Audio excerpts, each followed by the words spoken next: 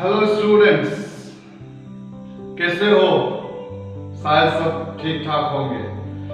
आज मैं political science के क्लास 11th का चैप्टर नंबर 5 लेकर आपके सामने आया हूं। चैप्टर नंबर 5 जो है वो है कॉन्टेम्पररी साउथ एशिया।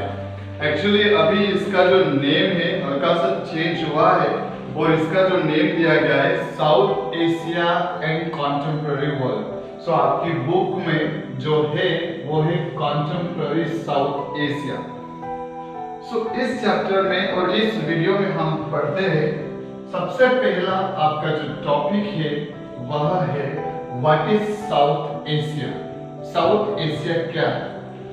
अगर हम देखते हैं, अगर हम एशिया का जो मैप देखते हैं, ओके, ये मैप एग्जैक्ट नहीं होगा but I will try to explain. मान लो this is the Asian continent, ये एशिया कॉन्टिनेंट है, ये होगा अपना north, east, west and south. तो हम जिस साउथ एशिया की बात करेंगे तो ये जो साउथ वाला जो पोर्शन है इस वाले एरिया से रिलेटेड बात करेंगे। तो यहाँ पर साउथ एशिया के बारे में चलो डिस्कस करते हैं। तो साउथ एशिया क्या है? वेरी सिंपल है। अगर हम साउथ एशिया की बात करते हैं तो जो सबसे पहले यहाँ पर देखोगे कि जो साउथ एशिया है 7 कंट्रीज का ग्रुप है। कितनी कंट्रीज का ग्रुप है? 7 कंट्रीज का ग्रुप है, जिसमें है इंडिया, मालदीव्स, नेपाल, बांग्लादेश, पाकिस्तान, भूटान और श्रीलंका। ओके, अब हम बात करते हैं जो इंडिया है। इंडिया साउथ एशिया का ही हिस्सा है, 7 कंट्रीज के ग्रुप है जिसको हम कहते हैं साउथ एशिया। ये हो गया अपना India, this is India. Then हमारा है मालदीव्स। अगर हम इधर देखेंगे तो यहाँ पर हमारी जो ये नेबरिंग कंट्रीज रहेगी, मालदीव्स मिलेगा। देन वी हैव नेपाल, तो यहाँ पर है Nepal, okay. Then we have Bangladesh, ये जो है ये आएगा Bangladesh. BDR I'm writing, understand, okay.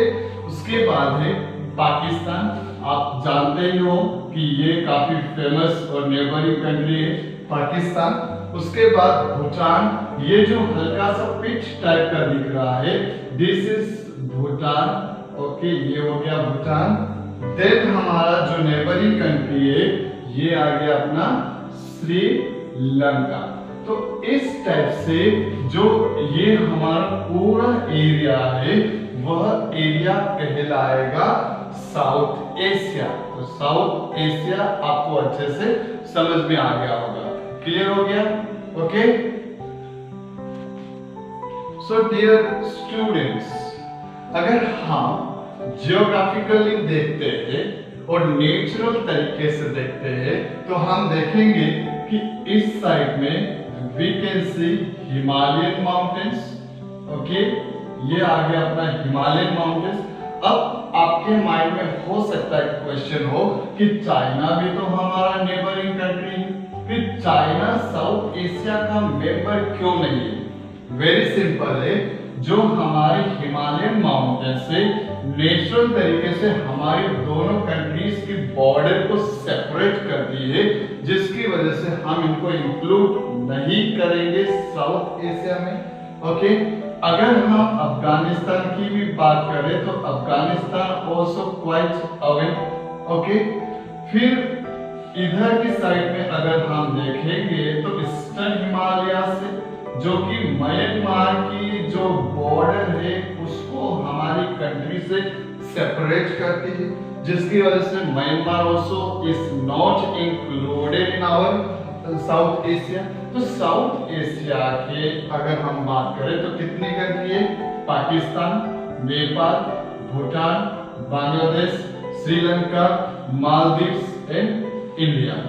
याद रखना ये चीजें। अगर हम इस साइड देखते हैं, वेस्ट और साउथ साइड देखेंगे तो यहाँ पर Arabian sea, okay, southern part of our country Indian ocean मिलेगी।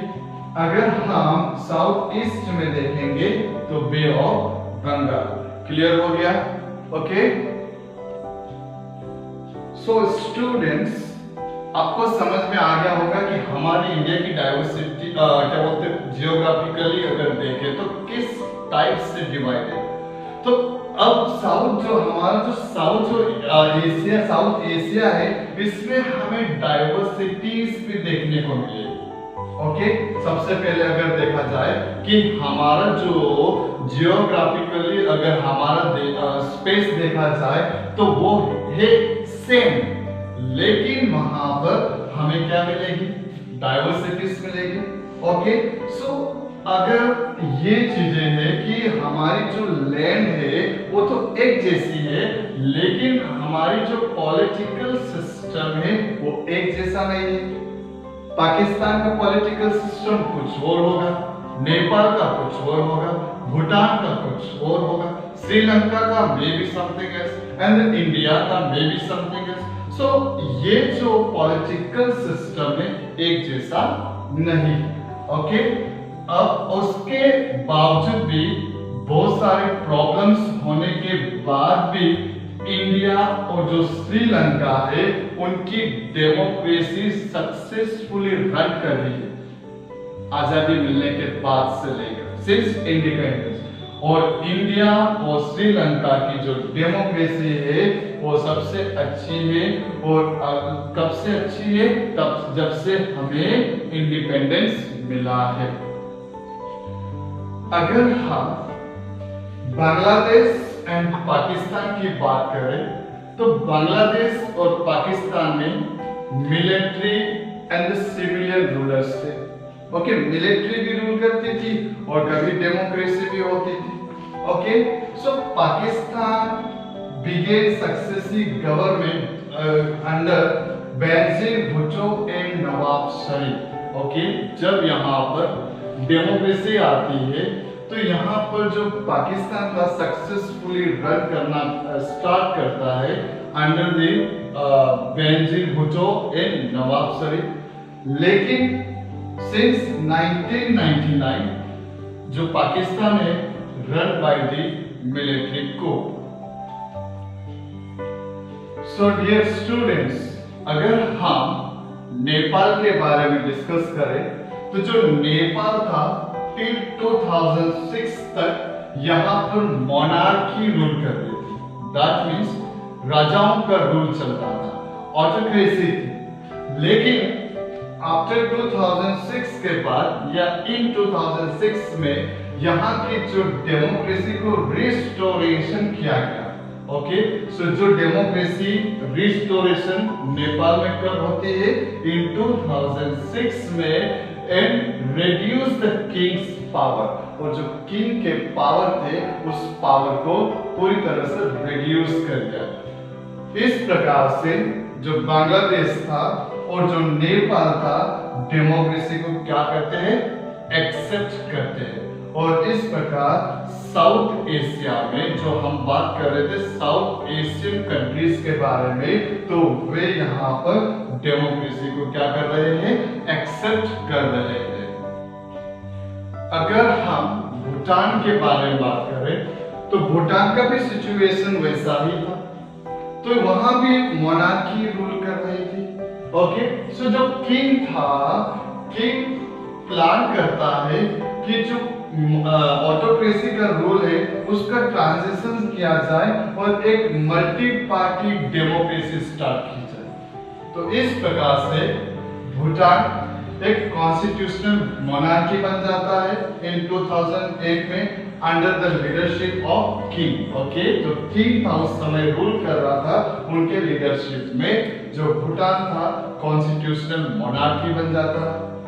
In the case of Maldives, Maldives जो कंट्रोल में था वो सुल्तानेट के कंट्रोल में था टिल 1968 तक। उसके बाद वो ट्रांसफॉर्म होता है into presidential form of government.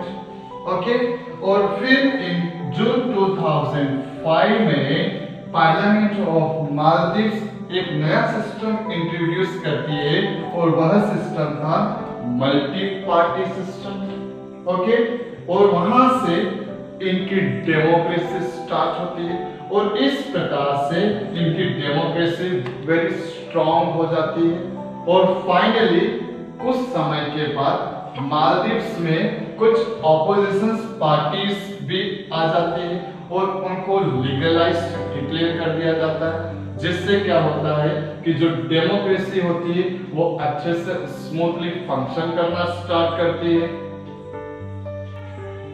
So dear students, अगर हम overall mix record of democracy से रिलेटेड बात करें तो वेरी सिंपल है, साउथ एशिया के जो पीपल थे वो ज्यादा इंटरेस्टेड डेमोक्रेसी में होने लगे।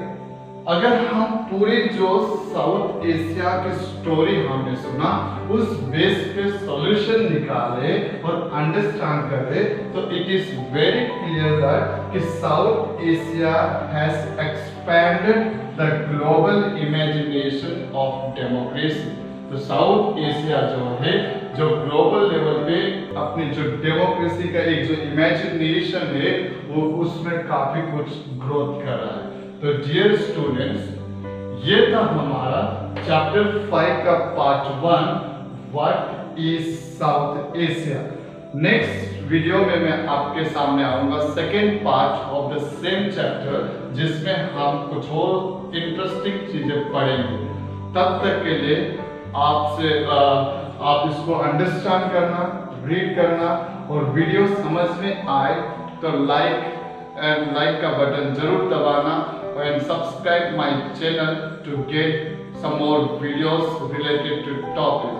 तब तक के लिए हंसते रहो, मुस्कुराते रहो, खुश रहो। Thank you.